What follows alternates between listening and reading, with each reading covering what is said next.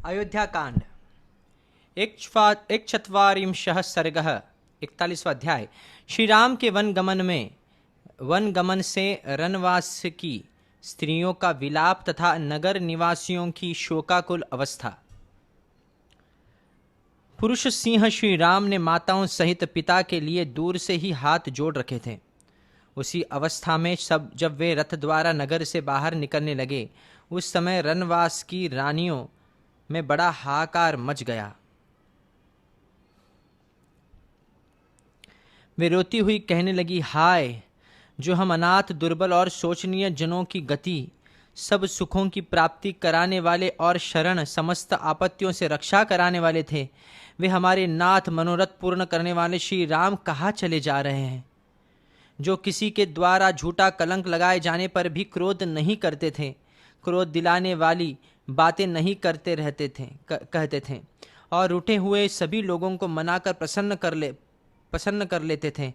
वे दूसरों के दुख में संवेदना प्रकट करने वाले राम कहाँ जा रहे हैं?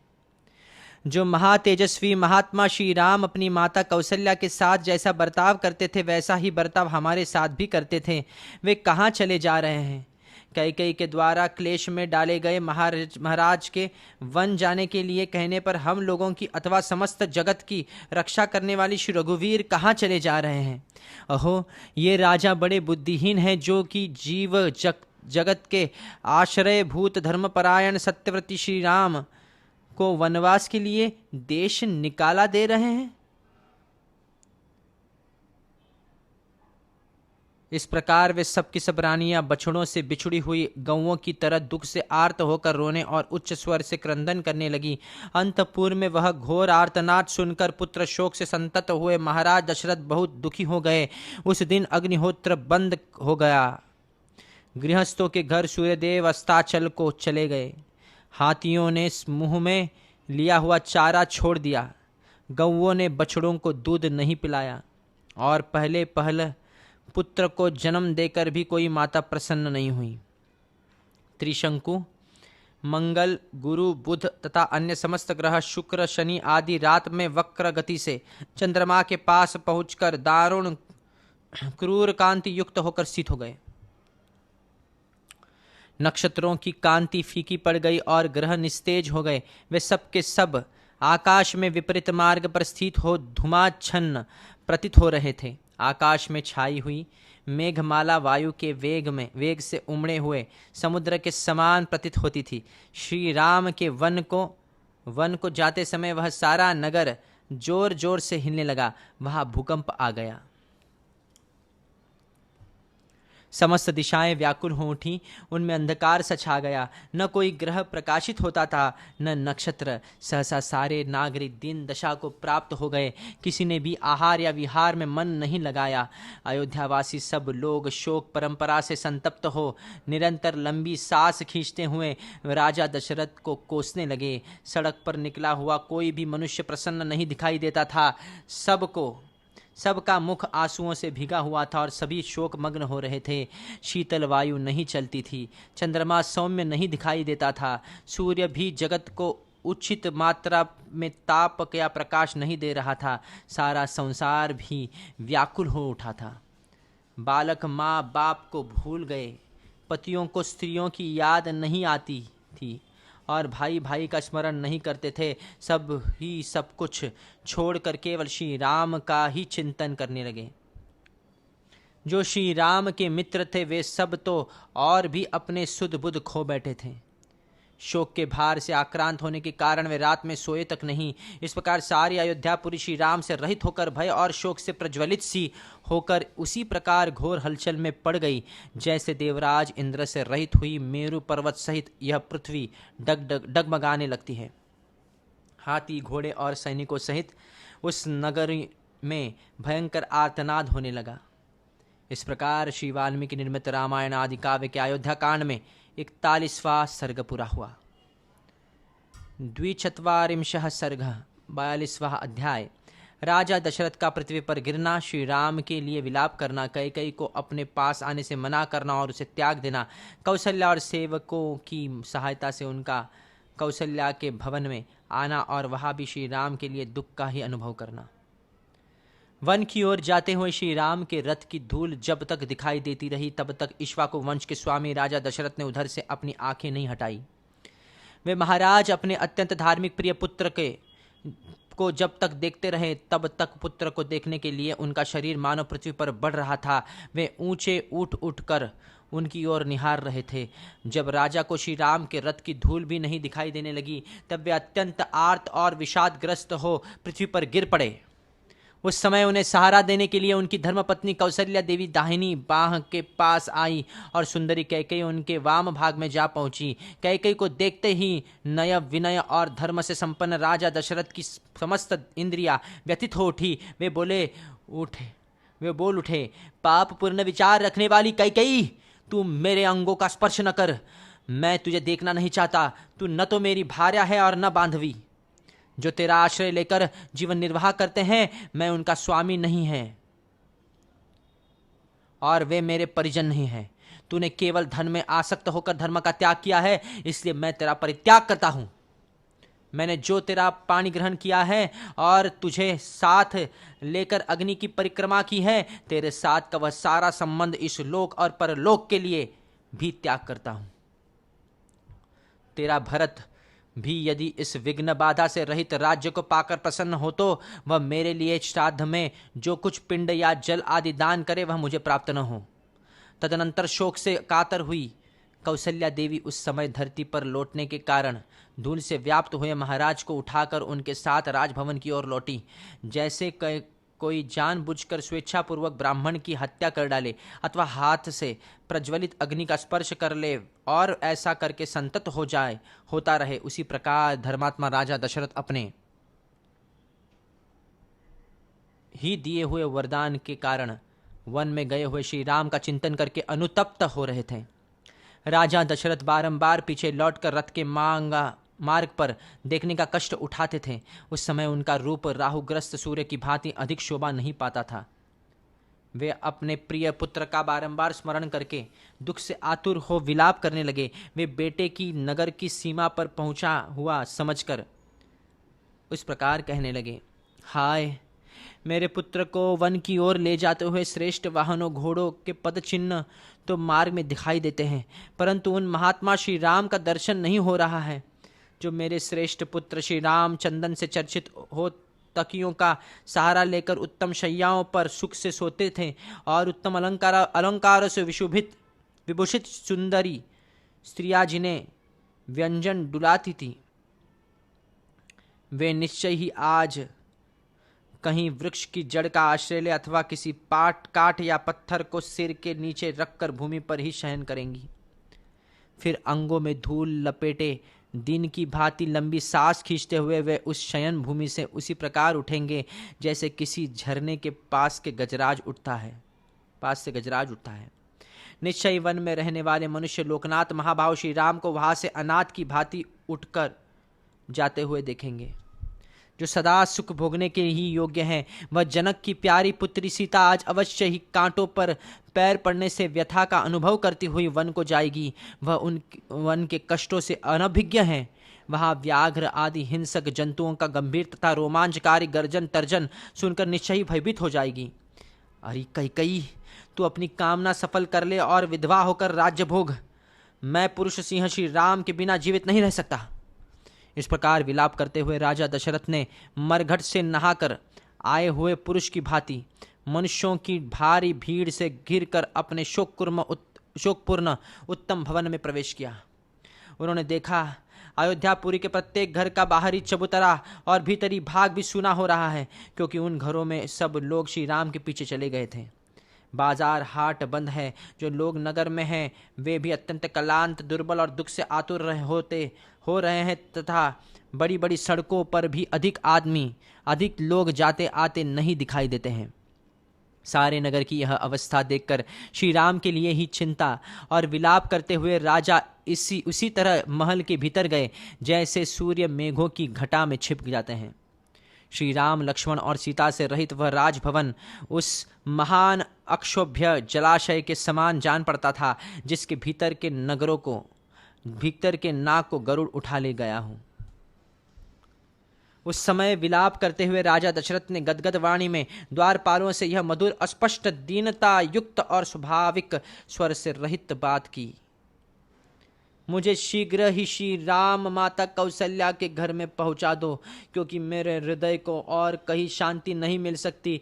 ऐसी बात कहते हुए राजा दशरथ को द्वारपालों ने बड़ी विनय के साथ रानी कौशल्या के भवन में पहुंचाया और पलंग पर सुला दिया। वहां कौशल्या के भवन में प्रवेश करके पलंग पर आरूढ़ हो जाने पर भी राजा दशरथ का मन चंचल एवं मलिन ही रहा। दोनों पुत्र और पुत्रवधू सीता से रहित वह भवन राजा के चंद्रहीन आकाश की भांति श्रीहीन दिखाई देने लगा। उसे देखकर पराक्रमी महाराज ने एक बाह ऊपर उठाकर उच्च स्वर से विलाप करते हुए कहा, हा राम, तुम हम दोनों माता पिता को त्याग दे रहे हो, जो नरश्रेष्ठ 14 वर्षों की अवधि तक जीवित रहेंगे और अयोध्या में पुनः लौटे हुए श्री राम को हृदय से लगाकर देखेंगे, वे ही वास्तव में सुखी होंगे।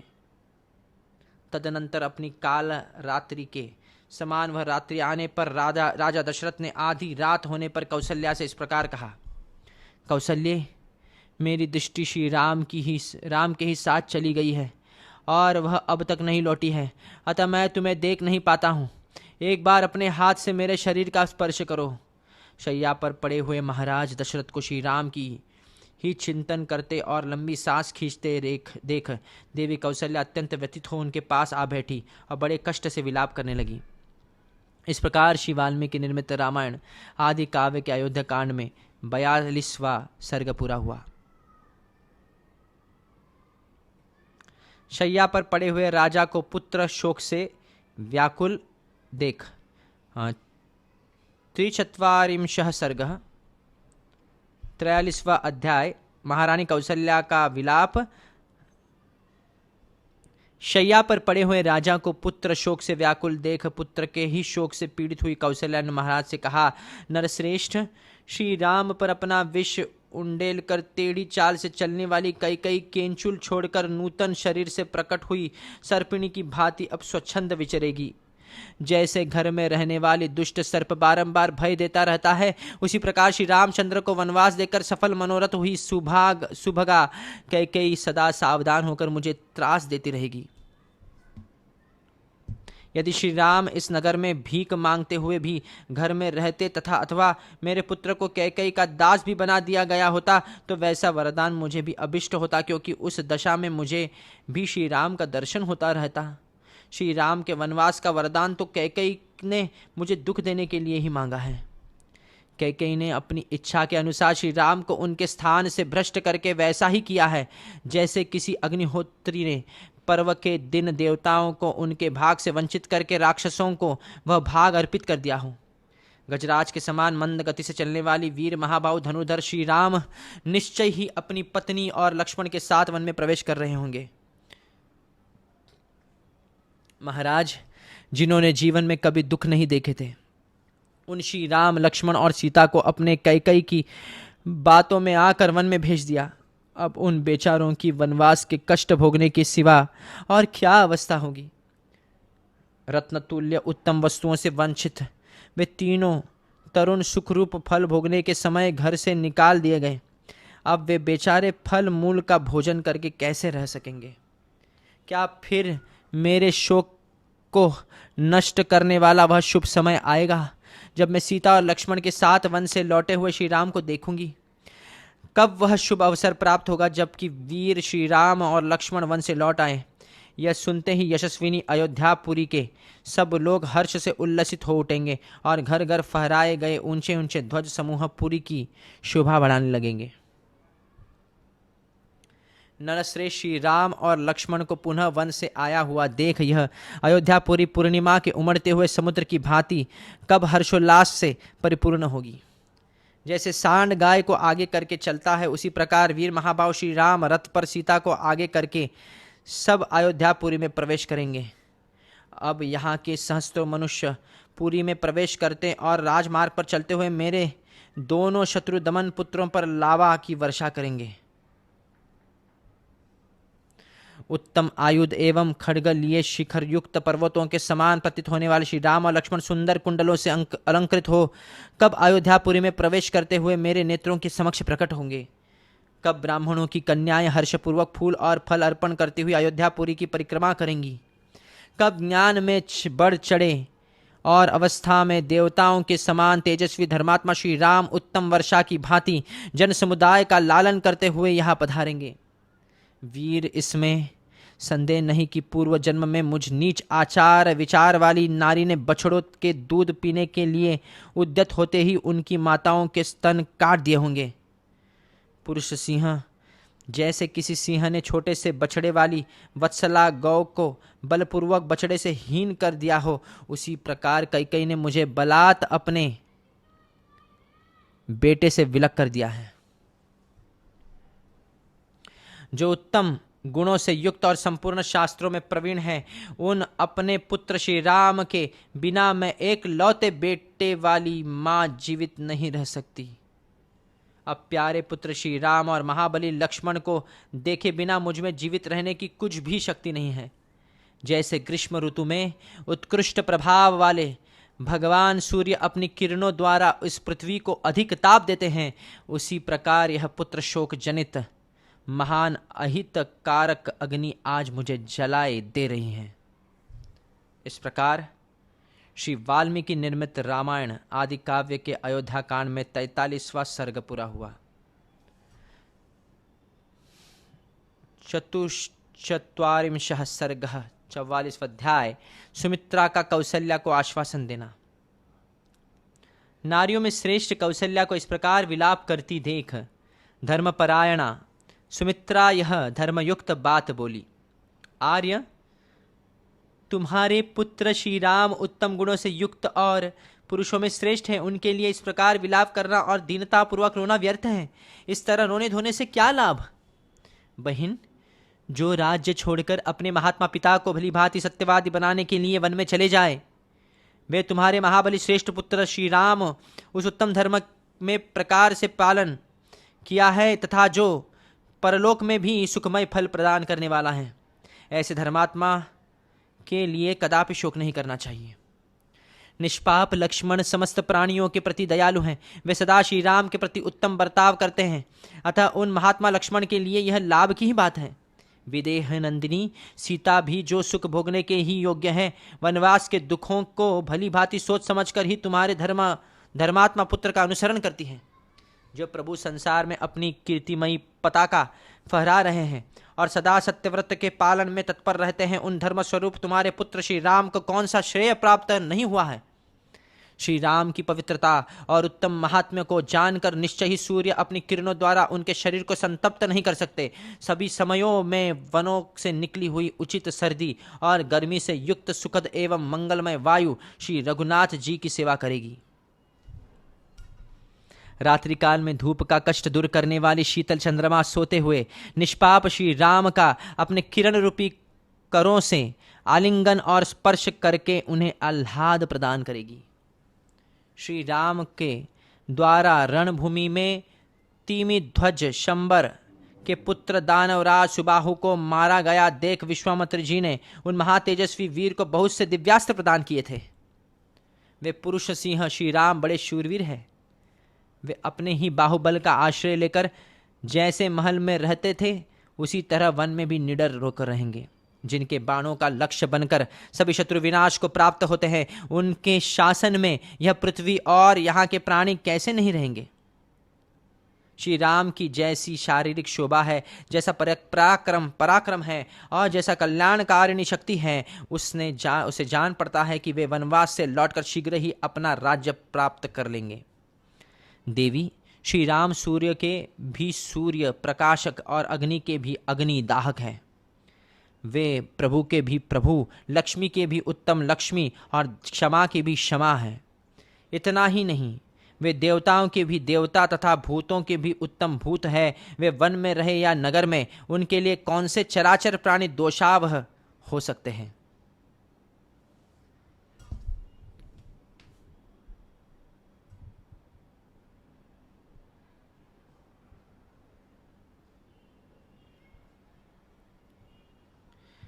पुरुष शिरोमणि श्री राम शीघ्र ही पृथ्वी, सीता और जन समुदाय शोक के वेग से आहत हो नेत्रों से दुख के आंसू बहा रहा है।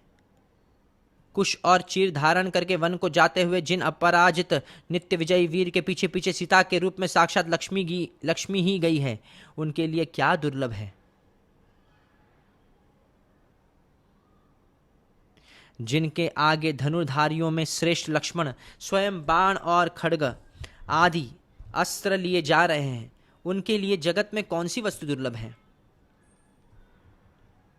देवी, मैं तुमसे सत्य कहती हूं, तुम वनवास की अवधि पूर्ण होने पर यहां लौटे हुए श्री राम को फिर देखोगी। इसलिए तुम शोक और मोह छोड़ दो। कल्याणी, अनिंदिते, तुम नवोदित चंद्रमा के समान अपने पुत्र को पुनः अपने चरणों में मस्तक रखकर प्रणाम करते देखोगी। राजभवन में प्रविष्ट होकर पुनः राज पद पर अभिषिक्त हुए अपने पुत्र का बड़ी भारी लाज लक्ष्मी से संपन्न देखकर तुम शीघ्र ही अपने नेत्रों से आनंद के आंसू बहाओगी। देवी, श्री राम के लिए तुम्हारे मन में शोक और दुख नहीं होना चाहिए, क्योंकि उनमें कोई अशुभ बात नहीं दिखाई देती। तुम सीता और लक्ष्मण के साथ अपने पुत्र श्री राम को शीघ्र ही यहाँ उपस्थित देखोगी।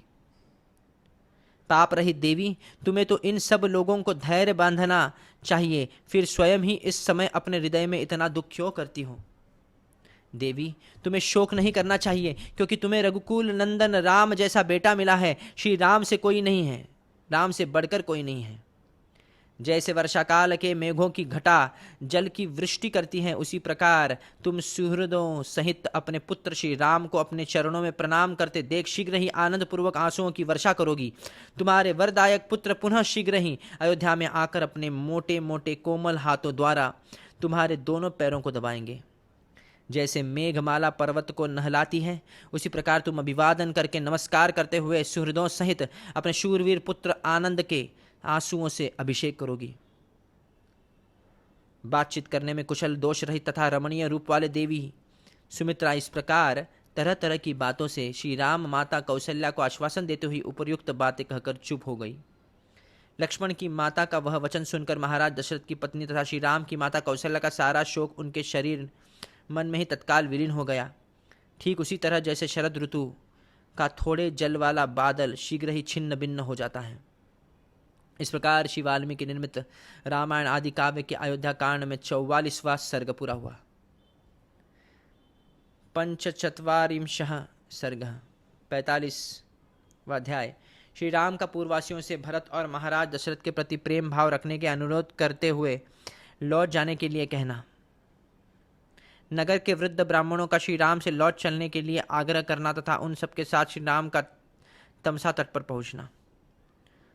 उधर सत्य पराक्रमी महात्मा श्री राम जब वन की ओर जाने लगे, उस समय उनके प्रति अनुराग रखने वाले बहुत से अयोध्यावासी मनुष्य वन में निवास करने के लिए उनके पीछे पीछे चल दिए। जिसके जल्दी लौटने की कामना की जाए, उस स्वजन को दूर तक नहीं पहुंचाना चाहिए इत्यादि रूप से बताए गए सुहृद धर्म के अनुसार जब राजा दशरथ बलपूर्वक लौटा दिए गए, तब भी जो श्री राम जी के रथ के पीछे पीछे लगे हुए थे वे अयोध्यावासी अपने घर की ओर नहीं लौटे, क्योंकि अयोध्यावासी पुरुषों के लिए सद्गुण संपन्न महायशस्वी श्री राम पूर्ण चंद्रमा के समान प्रिय हो गए थे। उन प्रजाजनों ने श्री राम से घर लौट चलने के लिए बहुत प्रार्थना की, किंतु वे पिता की सत्य की रक्षा करने के लिए वन की ओर ही बढ़ते गए। वे प्रजाजनों को इस प्रकार स्नेह भरी दृष्टि से देख रहे थे मानो नेत्रों से उन्हें पी रहे हों। उस समय श्री राम ने अपनी संतान के समान प्रिय उन प्रजाजनों से स्नेहपूर्वक कहा, अयोध्या निवासियों का मेरे प्रति जो प्रेम और आदर है वह मेरी ही प्रसन्नता के लिए भरत के प्रति और अधिक रूप में होना चाहिए। उनका चरित्र बड़ा ही सुंदर और सबका कल्याण करने वाला है। कई का आनंद बढ़ाने वाले भरत आप लोगों का यथावत प्रिय और हित करेंगे। वे अवस्था में छोटे होने पर भी ज्ञान में बड़े हैं, पराक्रमोचित गुणों से संपन्न होने पर भी स्वभाव के बड़े कोमल हैं। वे आप लोगों के लिए योग्य राजा होंगे और प्रजा के भय का निवारण करेंगे। वे मुझसे भी अधिक राजोचित गुणों से युक्त है, इसलिए महाराज ने उन्हें युवराज बनाने की निश्चय किया है। अतः आप लोगों का अपने स्वामी भरत की आज्ञा का सदा पालन करना चाहिए। मेरे वन में चले जाने पर महाराज दशरथ जिस प्रकार भी शोक से संतप्त न होने पाए, इस बात के लिए आप लोग सदा चेष्टा रखें। मेरा प्रिय करने की इच्छा से आपको मेरी इस प्रार्थना पर अवश्य ध्यान देना चाहिए। दशरथ नंदन श्री राम जो धर्म का आश्रय लेने के लिए ही दृढ़ता दिखाई, त्यों ही त्यों प्रजाजनों के मन में उन्हों को अपना स्वामी बनाने की इच्छा प्रबल होती गई। समस्त पूर्ववासी अत्यंत दीन होकर आंसू बहा रहे थे और लक्ष्मण सहित श्री राम मानो अपने गुणों में बांधकर उन्हें खींचे लिए जा रहे थे। उनमें बहुत से ब्राह्मण थे जो ज्ञान, अवस्था और तपोबल तीनों ही दृष्टियों से बड़े थे। वृद्धावस्था के कारण कितनों के तो सिर कांप रहे थे। वे दूर से ही इस प्रकार बोले, अरे ओ तेज चलने वाले, अच्छी गति से जाति के घोड़े, तुम बड़े वेगशाली हो और श्री राम को वन की ओर लिए जा रहे हो। लौटो, अपने स्वामी के हितैषी बनो, तुम्हें वन में नहीं जाना चाहिए। यो तो सभी प्राणियों के कान होते हैं, परंतु घोड़ों के कान बड़े होते हैं, अतः तुम्हें हमारी याचना का ज्ञान हो ही गया होगा, इसलिए घर की ओर लौट चलो। तुम्हारी स्वामी श्री राम विशुद्धात्मा, वीर और उत्तम व्रत के दृढ़ता से पालन करने वाले हैं, अतः तुम्हारे इनका उपवहन करना चाहिए। इन्हें बाहर से नगर के समीप ले चलना चाहिए। नगर से वन की ओर इनका अपवहन करना, इन्हें ले जाने तुम्हारे लिए कदापि उचित नहीं है। वृद्ध ब्राह्मणों को इस प्रकार आर्तभाव से प्रलाप करते देख श्री रामचंद्र जी सहसा रथ से नीचे उतर गए। वे सीता और लक्ष्मण के साथ पैदल ही चलने लगे। ब्राह्मणों का साथ न छूटे, इसके लिए वे अपना पैर बहुत निकट रखते थे, लंबे डग से नहीं चलते थे। वन में पहुंचना ही उनकी यात्रा का परम लक्ष्य था। श्री रामचंद्र जी के चरित्र में वात्सल्य गुण की प्रधानता थी। उनकी दृष्टि में दया भरी हुई थी, इसलिए वे रथ के द्वारा चलकर उन पैदल चलने वालों ब्राह्मणों को पीछे छोड़ने का साहस न कर सके। श्री राम को अब भी वन की ओर ही जाते देख वे ब्राह्मण मन ही मन घबरा उठे और अत्यंत संतस होकर उनसे इस प्रकार बोले, रघुनंदन, ब्राह्मणों की हितैषी हूँ, इसी से तुम यह सारा ब्राह्मण समाज तुम्हारे पीछे पीछे चल रहा है। इन ब्राह्मणों को कंधों पर चढ़कर अग्निदेव भी तुम्हारा अनुसरण कर रहे हैं। वर्षा बीतने पर शरद ऋतु में दिखाई देने वाले सफेद बादलों के समान हमारे इन श्वेत छत्रों की ओर देखो, जो तुम्हारे पीछे पीछे चल पड़े हैं। ये हमें वाजपेय यज्ञ में प्राप्त हुए थे। तुम्हें राजकीय श्वेत छत्र नहीं प्राप्त हुआ, अतएव तुम सूर्यदेव की किरणों से संतत हो रहे हो। इस अवस्था में हम वाजपेय यज्ञ में प्राप्त हुए इन अपने छत्रों द्वारा तुम्हारे लिए छाया करेंगे। वत्स, हमारी जो बुद्धि सदा वेद मंत्रों के पीछे चलती है थी, उन्हीं के चिंतन में लगी रहती थी, वही तुम्हारे लिए वनवास का अनुसरण करने वाली हो गई है। जो हमारे परम धन वेद हैं, वे हमारे हृदय में स्थित है। हमारी स्त्रियां अपने चरित्र बल से सुरक्षित रहकर घरों में ही रहेंगी। अब हमें अपने कर्तव्य के विषय में पुनः कुछ निश्चय नहीं करना है। हमने तुम्हारे साथ जाने का विचार स्थिर कर लिया है, तो भी हमें इतना अवश्य कहना है कि जब तुम ही ब्राह्मणों की आज्ञा के पालन रूपी धर्म की ओर से निरपेक्ष हो जाओगे, तब दूसरा कौन प्राणी धर्म मार्ग पर स्थित रह सकेगा।